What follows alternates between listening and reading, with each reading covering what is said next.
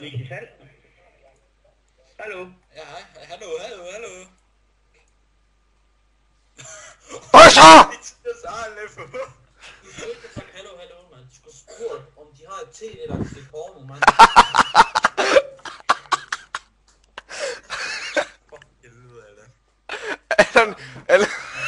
Allan, simpelthen nu Allan snak.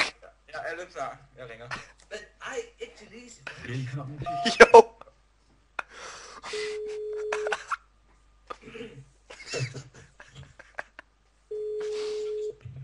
Lise salgsafdeling. Ja, goddag, du taler. Ja, goddag. Goddag. Det er fordi, jeg har været nede i jeres butik og set på lige meget flotte fjernsyn her. I vores butik. Ja, lige Nå, ja. Ja, fordi at jeg er sådan lidt en gammel mand, og jeg kan godt lide at se på erotikfilm og sådan.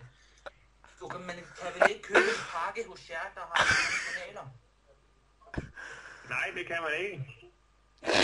Har I ikke sådan nogle kanaler der? Nej, det er jo igennem din tv-udbyder. Og jeg kan ikke købe Lise TV-udbyder, vel? Nej. Ej, for helvede, mand. Det er fordi, at jeg har jo sådan en lang kobra, ikke? Jeg har en bilermand med jeres fjernsyn. Det er dumt at lave telefonfis, når vi kan score et nummer på den måde, der, ikke? Ja, du kan score Skype din nar. Stopper her. Du kan score Skype din nar. Vi får bare stille det her videre, ikke også? Ja, det er fint din nar. Stil lidt lort videre.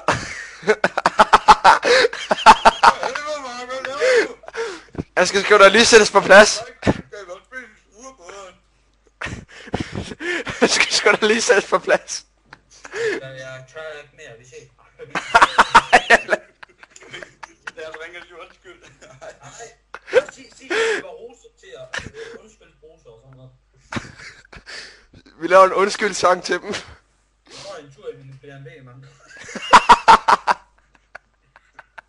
Altså, vi ring til den slagter der, mand. Hallo, Allan, de har sagt